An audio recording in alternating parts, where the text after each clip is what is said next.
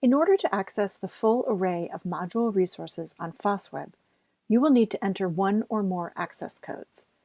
If you haven't activated a module or your trial access code has expired, you can still view the module page, but most resources will be grayed out.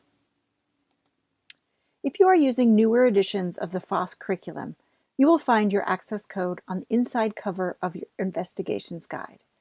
Newer editions include Next Generation K-8, 3rd edition elementary, 2nd edition middle school, and Texas edition. If you are using older editions, including 2nd edition elementary and 1st edition middle school, you can contact techsupport.science@schoolspecialty.com for access codes.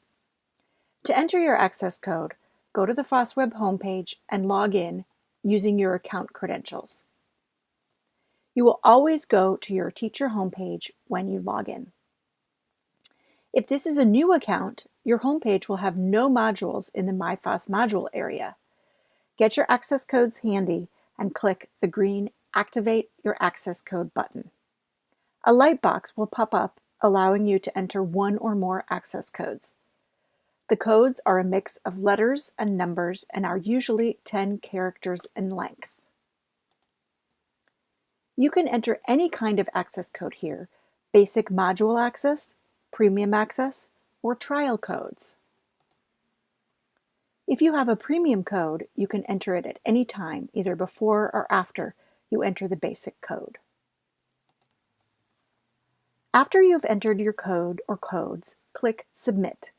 The system will apply your access codes to your account. This may take a few seconds longer than a typical page load. You can then select which modules you want to appear in your My FOSS modules area of your teacher homepage. You can deselect any of these modules and go back and reselect them at any time. Click Submit, and then your teacher homepage will reload. You should see your new modules in the My FOSS modules area of the page. Click on the image of the cover to access all the resources for that module, and have fun exploring.